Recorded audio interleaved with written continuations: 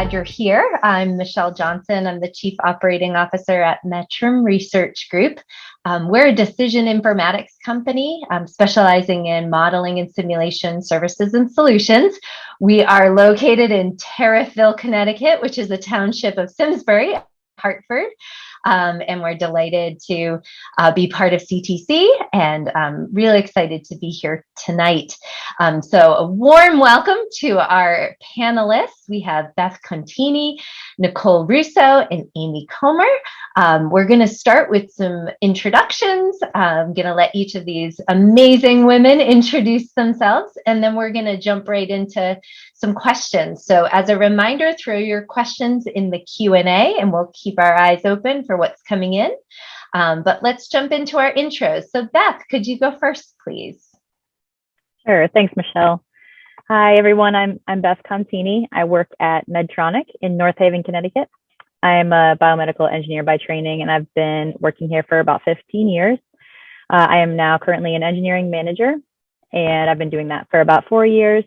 I've grown my team from 1 person to 6 people, so we're growing. My team supports the surgical stapling product line at Medtronic, and we work on benchtop and preclinical evidence generation and research.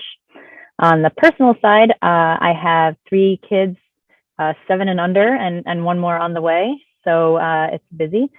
But I work part-time, which has been really a great experience personally and professionally. It's given me the opportunity to keep my career on track and contribute, and also spend a little more time with my family. From a professional perspective, I'm really passionate about development and transparent and authentic leadership. So I look forward to discussing with you all today, and hopefully you can take away a little tidbit, at least from our conversation. Thanks. Great. Thanks, Beth. Amy, would you like to introduce yourself? Yeah, great. Can you hear me okay?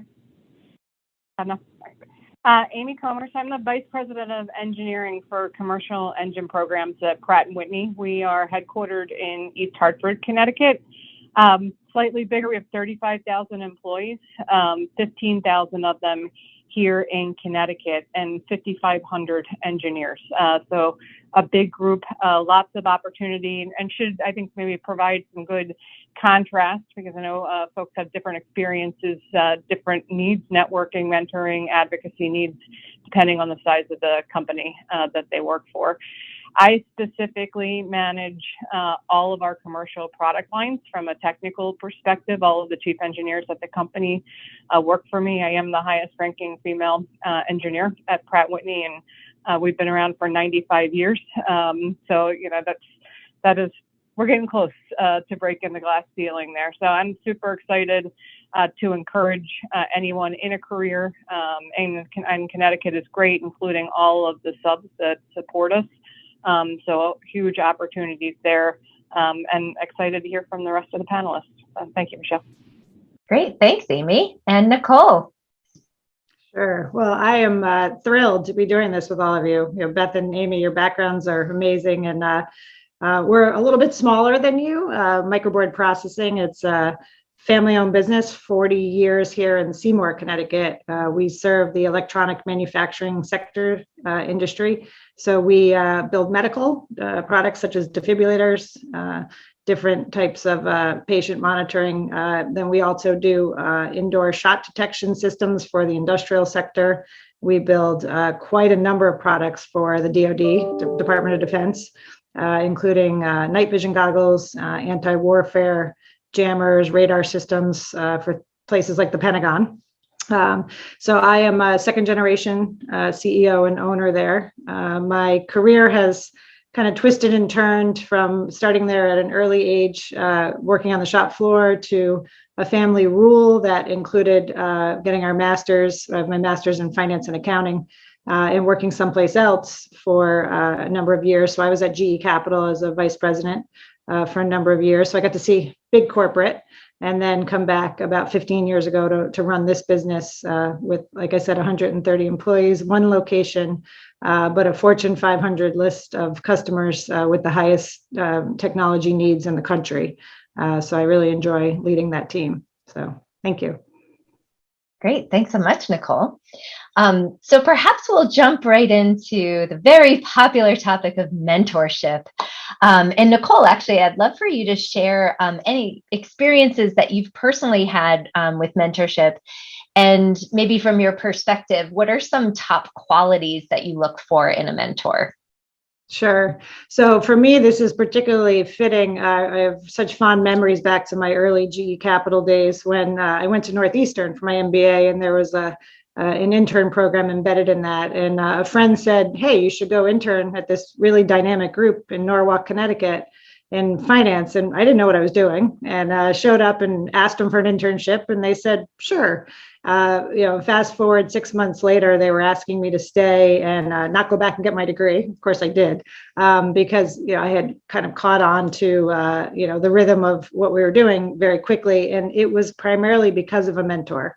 There was an individual that saw, I think, the abilities I had, knew that they weren't honed, and I hadn't had exposure to things yet. Kind of took me under his wing. I was not afraid to feel exposed to him, that I didn't know everything. We kept that relationship to a point that where I was needing help, he would dive in and help me. In other places, he'd let me sink a little bit until I learned where I needed to be. So the power of finding somebody you can trust, that when you're feeling vulnerable and you're feeling like I don't know everything, because we don't, we're all learning every day. I just think you can't put a price on that. So that's how I started my early career. And now I try to pay that forward with a lot of the folks that have joined my organization that are just emerging out of college or high school, and really spend the time with them and not make them feel as if them asking a question is a dumb question. There's no dumb questions at all. So I'm a big believer in it. Yeah, that's great. Just to pile please. onto that for a second, Michelle, if you don't mind. Yeah, Nicole mentioned internships, and I don't think people realize, like, our conversion rate for interns to hires is over 95%. It is very rare that we don't offer someone that interns with us a job immediately before they even leave. So I think that experience is as valuable as your degree. I think Nicole's story is a perfect example of that. And we would rather you come to work for us, and then we'll pay for you to get your degree, than to potentially lose you to someone else. So, if you or any other women, that you counsel or support or coach, or if you're in school, I think I cannot undervalue that experience in your career. It's a great launching point. Thanks. Amy, in those internship programs, did you have a formal mentorship as part of that, or was it more organic and kind of came along with the internships? We don't call them mentors, but we do. Everyone gets a buddy, right, as part of a program like that at our companies. And 20 years ago, when I participated in a program like that at our company as well. And so, that person is there to kind of teach you to navigate the business, how to do your job, where to have lunch, all of those experiences. And it helps our employees too, right? It's their first opportunity to mentor someone else, to coach someone else, to supervise someone else.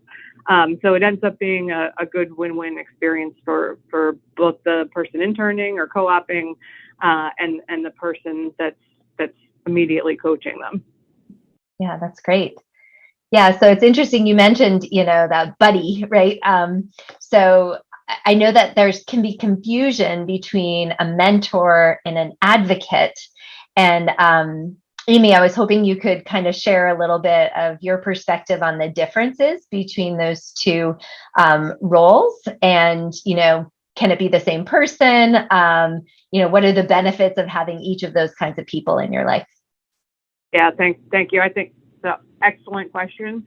And I am, first off, I can't talk about advocacy enough. Mentorship is for your own personal growth.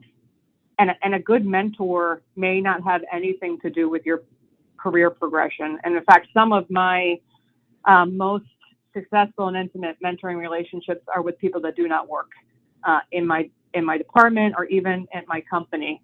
They give me better advice, I think, more unfiltered advice that's not in their best interest.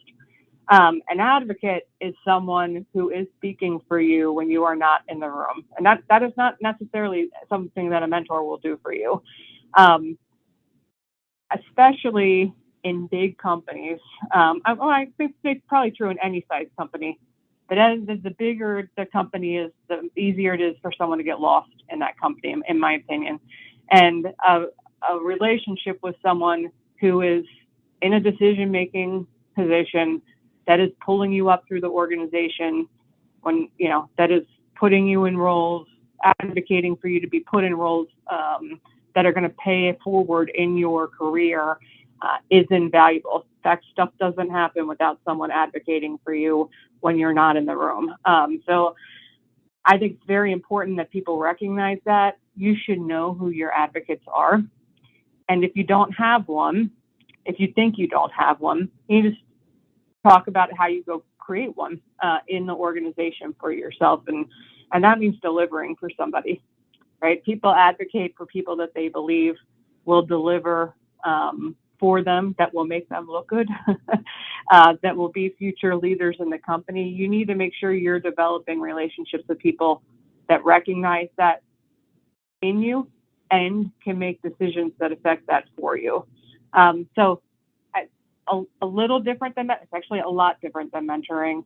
But I think it's one of the kind of dirty secrets of career advancement that we don't talk enough about. We don't talk enough about with women, to make sure that they have people that are doing that for them, throughout their career.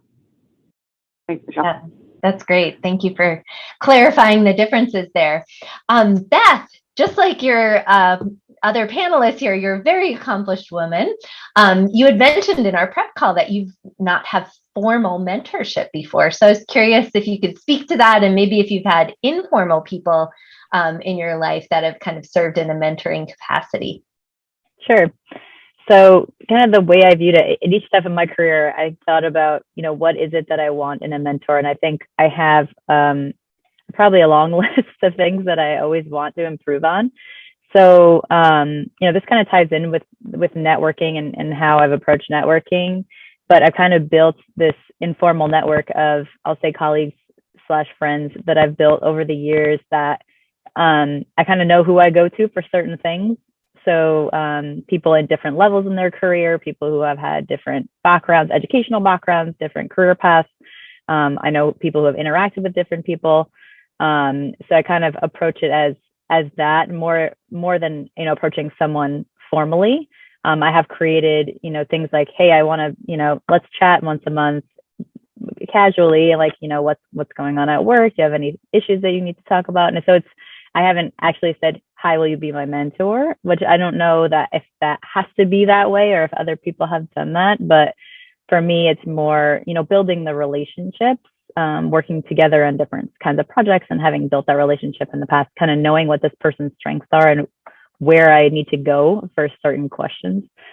So yeah, it's tied in with networking pretty heavily for me. Yeah, that's great. Thanks for sharing that. So you talked about a couple best practices there, like maybe just grabbing coffee or, I'd love to hear from the whole group, what have been some best practices that you have found have really worked in the mentor-mentee relationship? For example, do you set defined beginning and end times, whether that's, for a certain engagement or even, we'll engage in this mentorship relationship for 1 year and then we'll reassess, things like that. Or how do you assess fit, the compatibility and the chemistry between the two people? Do you do something more structured where you follow kind of a plan, or like Beth was saying, like more unstructured where it's like, let's just grab a coffee and chat through what's going on, top of mind. So I'd love to hear what else has worked for each of you. Yeah, so I think if I can kick off here, I always look at life and business in seasons. Things come and go, right? And just it's never constant. And I think my toolkit in this area includes, both being a mentor to others and then having mentors for myself. I love the advocate. I think that's such a critical comment that Amy has, who's speaking for you when you're not in the room. Also an executive coach and executive education. And to me, that's the full toolkit. And depending the season of life you're in, the season of your business life, your personal life, I think you can pull from each of those toolkits.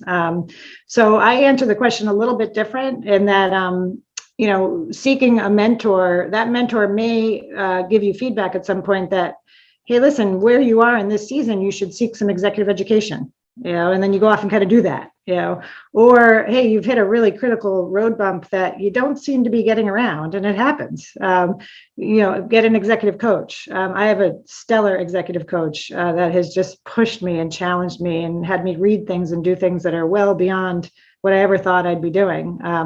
So I think the mentor is there when you need, but then they should be giving you direction to reach into the rest of the toolkit. And so how often you're speaking to them, I think, is based on the relationship, and where you are in that journey.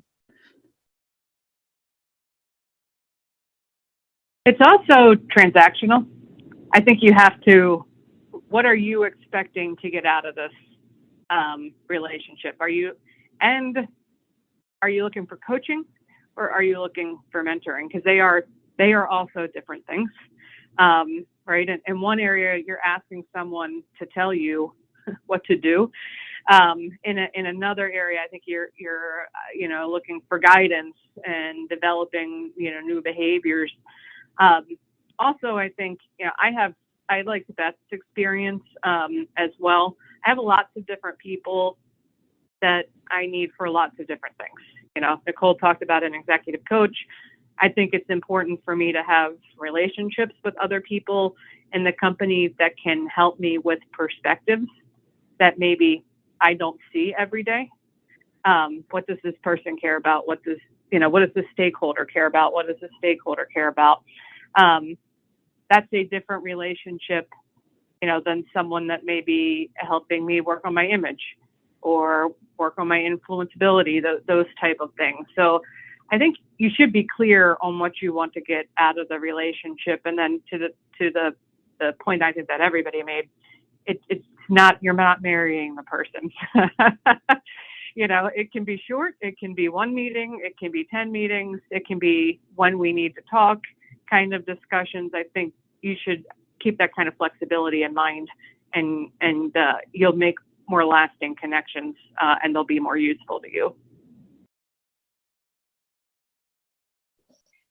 We brought up the concept of an executive coach a couple times here. How about folks who are maybe rising to leadership, aren't quite in the C-suite yet, or haven't really reached leadership, and maybe independent contributors? At what point do you really think about engaging with a coach, like a professional coach, to help you navigate your career path? So I can answer from my aspect, which is probably a little bit of a different journey. As we were succession planning in our business, it was not easy for my dad to move the helm to me. So it was kind of just part of the process that, we needed some tools, him and I, and we were very similar and we're very different.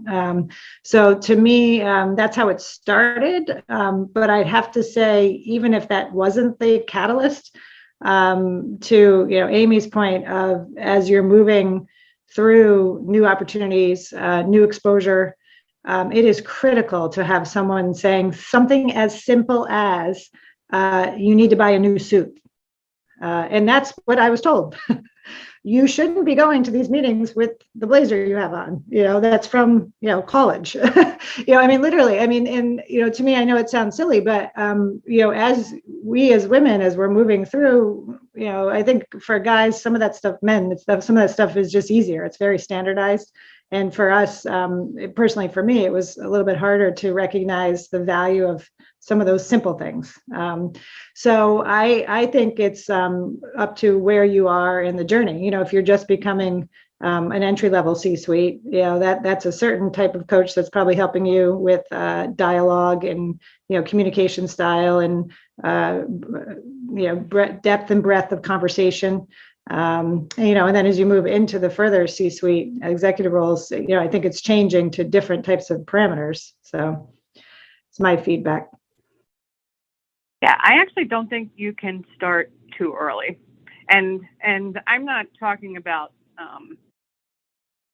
advanced things. I'm talking at the very first coach I ever had, the company assigned the person to me. So they were investing in that. And I was not an executive. I was, maybe 10 years out of college. And the kind of things that they taught me to do, like start a journal with all of the influential people that you interact with. And what are their wives' names? What are their kids' names? What are their hot button topics so that you can have conversations with them? What do they care about at work? So that you can make sure that you are talking about the right things to influence their decision making. Those things as an engineer did not come naturally to me. I very math and science based. And so I didn't need to wait to be an executive to learn that I needed to do those things to be more influential in my job. So I think it was maybe once I got out of practitioner work and more into decision-making work was the time for me to need to develop those kinds of skills to be more effective. Yeah, great. Okay, well, let's move on to the topic of networking. Beth, you've already shared a bit about networking. I would love to hear some more strategies. How do you build your network? How do you start? What are some of the strategies and best practices that you've used over the term of your career? Sure. So when I started in industry about 15 years ago, and it was a very, very different environment then. Besides there being many fewer women, it was a little bit more traditional networking events that I went to. And like Amy just alluded to, as an engineer, I'm a little more introverted. It's harder to walk into a group of people that I don't know and start conversations out of thin air. So there was a little bit of that earlier in my career, which was a little daunting. But kind of as I progressed, I did things like I held informational interviews with people in the company. So not even when I was looking for a new role, but hey, that person does something. I'm not really sure what they do. Let's chat for 30 minutes. Often, or maybe all the time, it led to another conversation. When I talked about what I like to do and how I contributed, they say, go talk to this person. So it just starts building a network of people who know you and know what you want to do. So if job opportunities pop up, your name might pop up in their head. So informational interviews is something like I encourage my team to do all the time, even if they're not looking for other roles. Things like attending local events, whether it's in the community, something run by your company, something with local professionals that, you may have something in common with them. Usually you're there because you have something in common. That's a little more traditional networking, but it's started from something like maybe a resource group, maybe a common interest or activity. I can't stress enough who you know. It's all about who you know and the timing of things. And the more relationships that you create, the more chances are that you may find another opportunity to do something you like, whether that's in addition to your day-to-day or something new. So that's kind of how I view networking now. I still try to do the same thing, even as I get a little bit higher up. I'm moving up a little bit, but still keeping those relationships and still growing new ones. So I would encourage always that kind of networking. It's a little easier, more organic.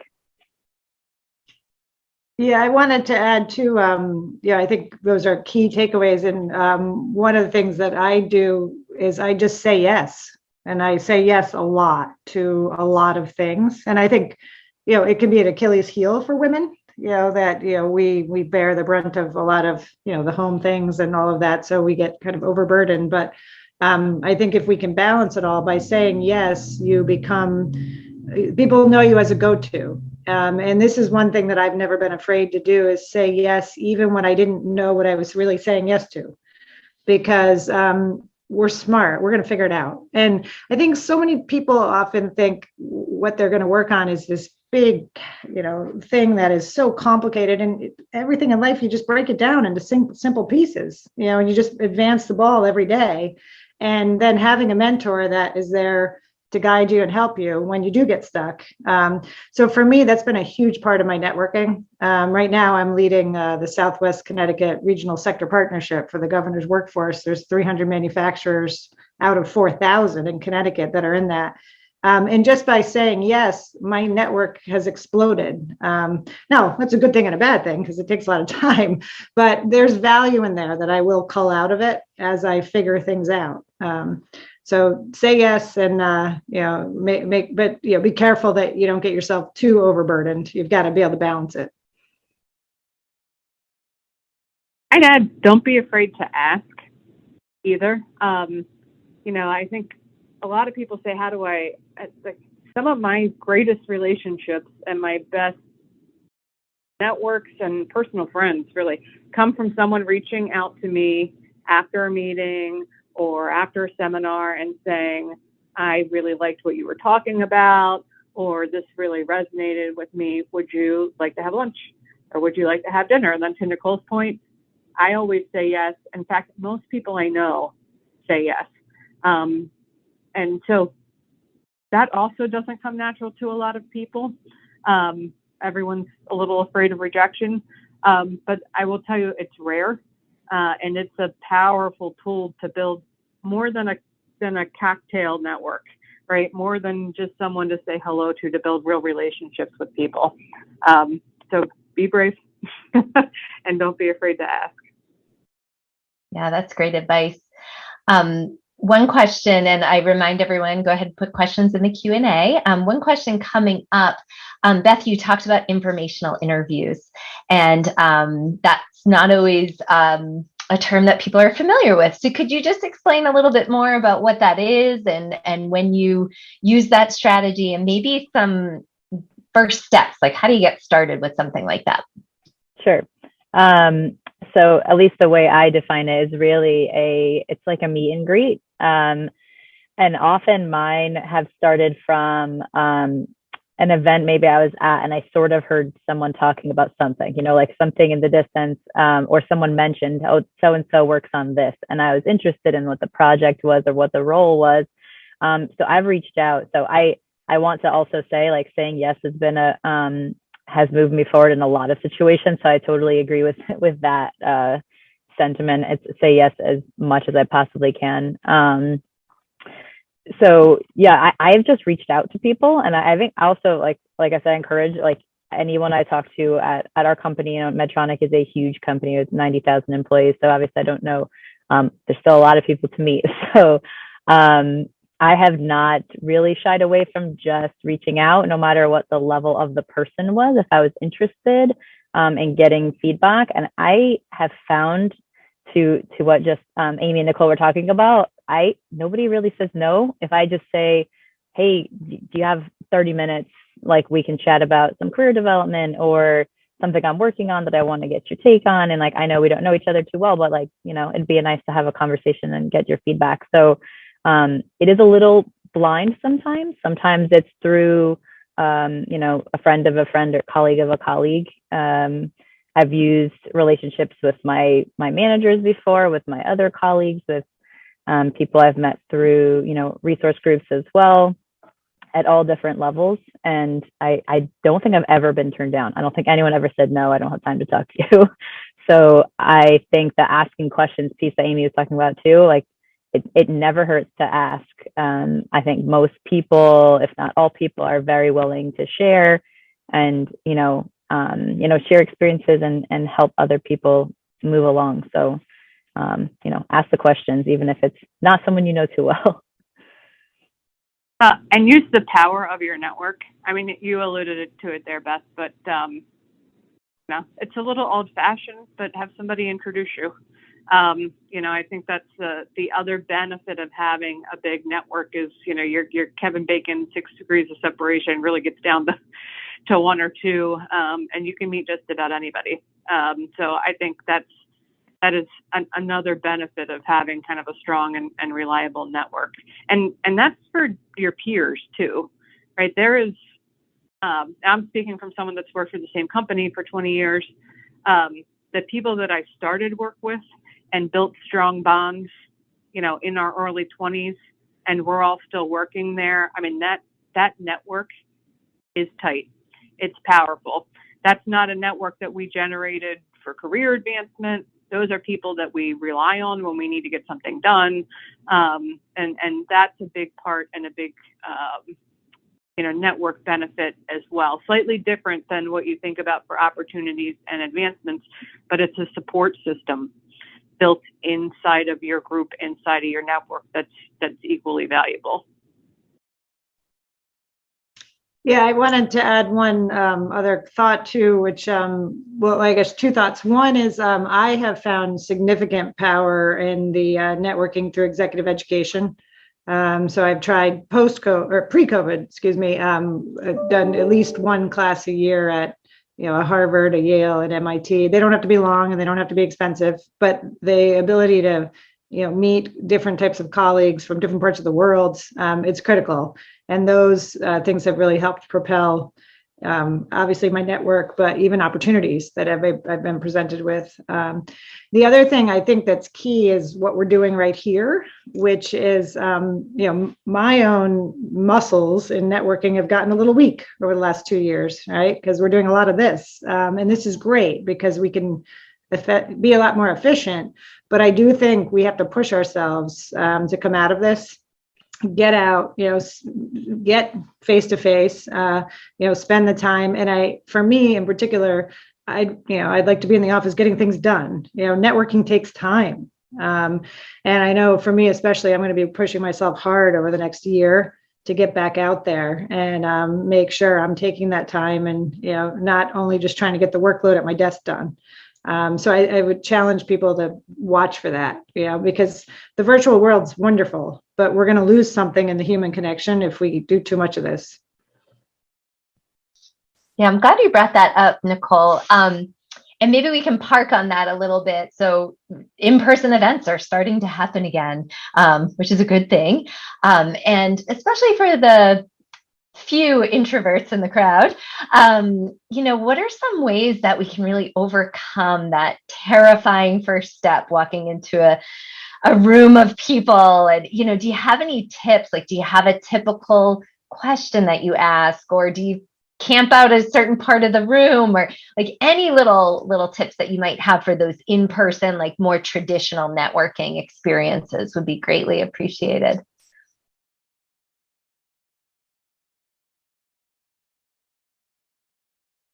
My first piece would be, I think everybody feels that way. I think it's rare to have someone that's, there are people out there, but they're rare. 95% of the room is uncomfortable with first introductions. It's like a blind date. So do things that make you comfortable. If you need a pickup line, don't call it that. But if you need an introductory line to have available and that makes you more comfortable, that will make the experience more comfortable for you. I think about those kind of things. What are your go-to icebreakers? 2 or 3 of them. What kind of questions? I think that for me, that is the trick. It's how quick can you get into questioning mode to start getting the other person talking about themselves. People love to talk about themselves. And it's an easy way to stimulate conversation. So I hear what you're saying, Michelle, but I think it's a misnomer that you're the only person that's feeling that awkwardness and that aloneness. You got to remember that and make yourself as comfortable as possible.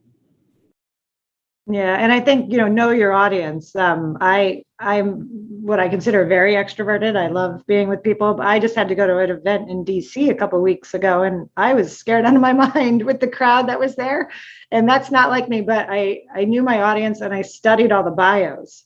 So if you have the opportunity to get even a couple bios or go on LinkedIn, look up write some notes, memorize a face. So when you walk in that room, there's 3 or 4 people you might know, and you can work your way towards them. And if you know a little bit about them, a tidbit or two, you can start that dialogue and it will just carry naturally. So in some cases I do that prep work. In other cases, I think then I've got my go-to kind of, where do you live? Where do you like to vacation?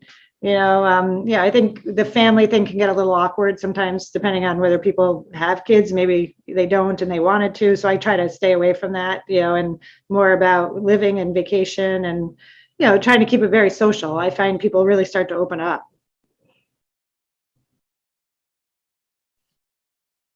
Yeah, those are good tips. Beth, anything to add? It's been wild. I feel like I'm thinking, I think a lot of times when I'm going to events, it's like at least know one or two other people. I mean, maybe know them a little bit, coming from the same company or a friend.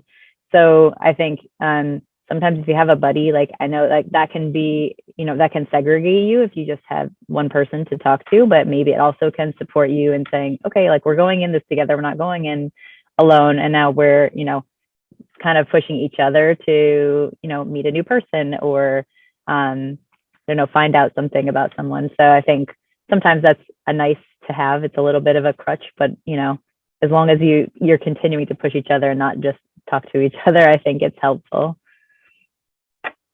Yeah, that's kind of what Amy was saying, something that makes you comfortable. If that's having a buddy with you, then that's a great strategy. I always love to share the Pac-Man strategy with any crowd I talk to, because we can all do this for each other. You can stand in a circle with other people, but there's nowhere for people to enter. But if you stand like a Pac-Man, I can't do it with my hands, and keep a triangle open, then people can come join your circle. And as they become part of the circle, you make another Pac-Man and another Pac-Man, or you break off and do another. So I always try to share that at conferences, because that's a way that, like to Amy's point, we're all afraid to walk into that room. We all have to get out of ourselves. And so we can do ourselves a solid by, being welcoming and or seeing someone who looks extra awkward and approaching. So those are great suggestions. So let's jump into some other questions around career advancement. We've done a nice overview of some mentoring best practices, some networking tips and tricks. Nicole, I was hoping you could share with the group some of the most significant events, maybe in your early career, that helped provide confidence that you were on the right path, you were on the right professional path. Would you be willing to share some of that? Yeah, no, I think it's for me, it's a good question, because now I'm back in a family business, which, I'm creating the path for the rest of the team every day versus being in corporate America at GE Capital and knowing, how was I going to create my career path there? And, I'm going to go back to these simple concepts, which was, and I didn't realize this was happening at the time, but finding that mentor that, I felt comfortable with. Each time they came and asked me if I would do something, whether how simple or how complicated, I said yes. And they're just mini building blocks, and you don't even realize they're really happening. I have to tell you, I did not have my eyes set on a vice president of distressed debt role when I got to GE Capital. That's where I ended up. I was the youngest woman vice president of distressed debt in this particular GE Capital division. That was not my goal when I got there. My goal was to work really hard. And I did that. And so I think people are on different paths. They may have a goal and they're working towards it, or they don't, which I didn't. And I was, the dominoes were just kind of just falling in the right place. And I was finding my way with the mentor, stepping up and, taking on more, projects, even if they were not related to my exact job. I just took them on anyways. It broadened my network. I created advocates. All these things just started falling in together, and people start to trust you, and then they give you more. So hopefully that is, I think it pulls together a lot of the discussion we've had here today. Yeah, that's great. Amy, Beth, anything to add on how you've kind of navigated your path and known that you were kind of making progress in the direction that you wanted to be going in?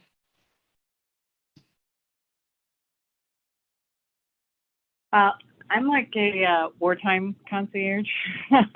I am a firefighter, which we don't like to talk a lot about, but I have worked on just about every major technical challenge that we've had as a company for the last 2 decades, and that meant sometimes, I'd go live in a hotel room for 18 months in some other state or other country. Those were defining experiences. They were very liberating for me. By the second or third time, they taught me that it didn't matter, that I could walk into any situation, that I was smart enough, that I could figure it out, that I could solve the problem. That's hugely confidence building. And to Nicole's point, I did not ever see myself in this role that I'm in today.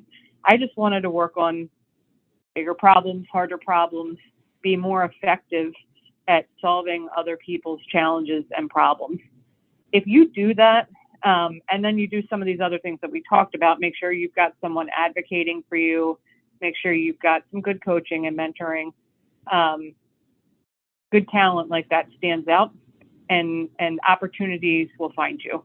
They may not be the opportunities that you had envisioned for yourself, but that's why I tell a lot of the younger women that I coach and mentor not to overthink it. I think it's good to have a big, hairy goal. I think that gives you something to shoot for. But it's unlikely that what you're dreaming of now will be, where you are 20 years from now. And then I think you've got to take the opportunities that are in front of you, and they will direct you to places that you couldn't even dream about, right? Because you had never seen them before, you had never experienced them before, things you may love that you didn't know about. So work hard. It's kind of simple. It's like work hard, keep an open mind, and don't be afraid of big opportunities that land in front of you. You do have to grasp them, and the rest kind of will take care of itself. Nicole said, things fell in line for her. I think you hear that for most people, and it's not because they are necessarily lucky. They say yes a lot. They take the opportunities that are in front of them while they're performing. Yeah, that's great. So speaking of opportunities, and maybe making a move to a new role, Beth, I was hoping you could share some ways that we can determine the skills that are needed in maybe the next thing we see for ourselves, and possibly like how do we assess what those skills are, discover what those skills are, and then how do we get access to building those skills? Yeah, so being a little bit earlier in my career, not too far from individual contributor, like I was trying to figure out kind of what the next steps were. And, it's a lot of times talked about as not a career ladder, but a career jungle gym. And this is, there's not necessarily one way up. There's a lot of lateral moves you can make to gain skill sets that may, some way get you 10 to the next step. So kind of the first question is, what is the next step? And I think kind of looking at what those options are, thinking about what you like to do, and is it just progress in my role and become a engineer to senior engineer, or is it I want to try a new part of the business? And I moved to the clinical side for about a year, a few years ago, to kind of understand a different part of the business, see what the culture was like, see what kind of problems they faced, and create better relationships between that group and the technical side. I think that's a tougher question is, where do I want to go next? Some of that is pulling on the network and kind of figuring out what some opportunities are, whether it's within the company and larger companies and smaller companies. Sometimes I think you could look outside or try to think about taking on a new project. And then the next step would be, talking to people and finding out kind of where your gaps are, kind of laying out, what do you work on? Where could I improve to kind of get to that next step? It's something we haven't brought up yet, but I think applying for jobs that you are not 100% qualified for is important. Nobody's ever 100% qualified for a job. When I moved to the clinical job, I felt like I had about 50%. Like I understood the products, but I didn't know what the clinical job actually, did day to day. But I felt like I could, if I knew enough to kind of take on and learn that piece. So having enough confidence in yourself to know that, having some of the skills is okay, like understanding a little bit what the job role is and what you're willing to take on and learn, is an important piece to kind of moving on. So whether that's up or lateral, taking that risk is a sometimes scary step, but an important one. I tell people that the first question I ask them, especially people earlier in their career, is whether or not they envision themselves wanting to go deep or wanting breadth in their experiences. Because I think that's the hardest, once you have some clarity around that, what your next role should be, it become a lot clearer. Are you getting breadth that you want? Are you getting management experience as opposed to, we have both at our company, right? We have PhDs that have 40 years experience and they are as highly regarded as the vice presidents, right? We need all of that. And that is the one distinction that I tell folks that they do need to make at some point in their career, because your development needs to be very, very different depending which lane you're going to choose.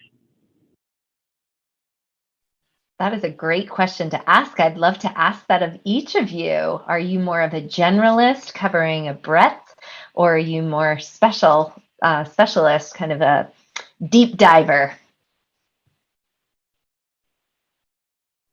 So I can maybe answer in one regard. I learned through some of my executive ed that we're wired to either, in most cases, be either operational or strategic. It's very rare that a person has both. And that's why, they say businesses, you really want a business that opposites attract to, if I'm operational, which I am, I need a strategy person to augment me, right? So I think kind of knowing, Myers-Briggs, some of these tools that are really key, and your DISC assessment, where do you fall on the, the emotional kind of conscientious DISC. These are tools that I think are really good for people to use to assess themselves. And then, from there outline, do you want to be an individual contributor, because you enjoy that and you get, the most, benefit from that, or do you want to manage people? And I think it's a really good question, because if you want to manage people, I think you have to want to go wide, because you're going to end up getting involved in more than just your department. You're going to cross function over to other areas. And if you want to be an individual, and it takes all kinds, and there's no wrong answer, but if you want to be an individual contributor, then know your style. And that's, to me, somebody who maybe wants to go a little bit deeper. So just some thoughts I've learned over the years. How about you, Beth? Do you see yourself more like a broad, kind of vision across different domains, or do you see yourself as a deep diver? It's hard to say for me. So where I live and where I've been for the 15 years is in the same business. So I know I see that in myself. Some point I'm going to want to expand that a little bit, but I've been in this business and I am an expert in this business, and that's kind of what my role is right now. I do like to manage people. So given that I came to work straight out of my undergrad and have been here, and maybe someday we'll also pursue a master's, in my, while I'm working. It's one of those things I've tossed around for a number of years, someday. But I think I'm specialized in the business right now, but broad in that the way I support my team and some things we get involved in. So probably more on the breadth side than the depth side, just based on my background. But yeah, I think that's how I contribute right now, at least. I'm a generalist. I have to be, right? I'm responsible for all of our product lines, but in my role, it's actually you have to be able to go deep. And I think that's a skill in whether you're in finance, whether you're in engineering, the ability to dive deep into a problem, understand it, come back out, look at it from a global, customer strategic perspective. is a skill that you develop throughout your career, right? You learn how to get smart fast. You learn how to ask the right questions. And that's something that comes from experience and watching other people that are really good at it, and processing that kind of data. But yeah, I knew I was not going to spend like the rest of my career studying, particles of titanium and titanium grain structures. And we have people at our company that are really passionate about that and love that. That's not for me. I'd rather have them explain it to me, in a 5-minute blurb, so I can incorporate it into the decisions I need to make for me, rather than be a specialist in that. But there's room for all of that in our industry. So I think we don't want people to shy away from technical careers because they don't like managing people, or because they prefer to manage people and are worried that they're not smart enough to have big roles in companies like this. You are smart enough. And I think there's enough opportunities here for everyone. In fact, we are actively out here searching for more women. So if you have a good one, I'll feel free to send me your resume. Us too, yeah. I think Amy just hit on a point that is very interesting for me every day as I manage my management team and the employees, which is, I don't have an engineering degree. I'd actually love to go back and get it someday. My kids are almost off to college in the next couple of years, and then maybe I'll have some time. But I know enough, because I've been around electronics long enough, to ask probing engineering questions. So I bring a different perspective to some of those difficult engineering discussions from the business side. But the engineers do the same for me on the business side, because a lot of times we'll be sitting in a business meeting, part of an agenda is business, and the engineer who knows all about electronics is saying, well, I don't understand the business side of what we're trying to do. And just them asking that question takes us in a different direction that is very healthy. So I think you can't be afraid, just because you specialize in one area, not to ask questions of another area, because it creates really healthy dialogue. And you may think you're deep in an area and that's what you specialize in, but probe into the other areas. And if you are a wide player across, make sure you find some people that can go deep for you. And then you can, proceed and ask the questions that are appropriate based on the environment. So I think you have to kind of have that style in those meetings to not be afraid, to step out and ask. Like I said in the beginning of this, there's no dumb questions. I think when you're working on a team, anything anybody asks is valued. So that's the way we like to approach our management style. Be curious too. I mean, I think that never goes out of style, ever. And it no matter where you are in your career, be curious about your peers and what they're doing, more about the product that you don't know about. It is, I think, the most sought after quality in leaders that we have in the organization. People that are curious, understand more about our products, and make better decisions. Yeah, I'm so glad you brought that up.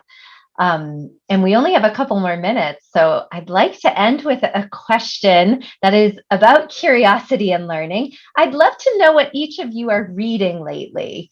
Maybe the most recent book that was really amazing, or, what are the publications that you like to take a look at? Just really curious about what you're reading lately. Who would like to start? Sure. So I just read Michael Dell's book, and I have to say, I'm not very good at reading long books, because I seem to either fall asleep or get distracted by a kid who needs something. So, but I did Play Nice But Win. It is a phenomenal story about Dell. So I just got through, and then I am religiously Harvard Business Review. I read articles every day from Harvard Business Review, McKinsey, which are quick reads, and then also the Wall Street Journal.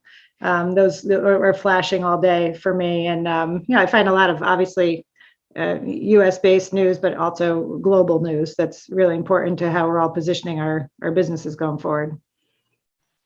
Great. Thanks. Beth, how about you? So reading is tough these days. also, just with all the things that I'm juggling. But I do listen to podcasts. Just seems to be like a little bit easier. I can do on, driving or washing dishes. So there's one that I like called Coaching for Leaders. It has a ton of episodes, and they're pretty short. They're, about half an hour, and have a ton of different topics that I think, leadership is something that can be taken in every role. It doesn't have to be people managers. I try to remind my team of that, because they're all, leading in their own way. So it can be topics about people management, but it can also be topics about any other number of things that are relevant to everybody who's working. So if you haven't checked it out, I would encourage you to check out that podcast. It's pretty good. Great. Thanks, Beth. How about you, Amy?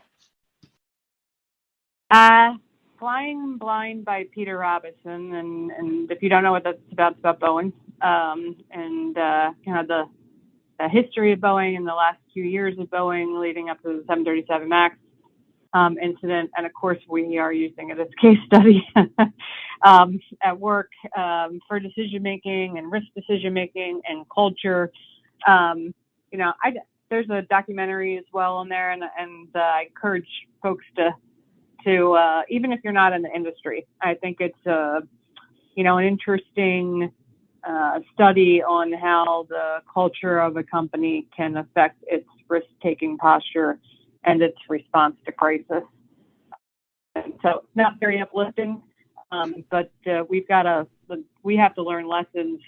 We need to make sure that we don't relearn other lessons that people are telling us right now, and so it can still be valuable for all of us to incorporate that kind of thinking in our teams and companies. Yeah, great. Thank you so much for sharing that. Well, we are at the top of the hour. I want to thank everyone again for attending, and of course to our panelists, thank you very much for a great conversation. I think we covered a lot tonight, and so again, a heartfelt thank you to you all, and have a wonderful evening.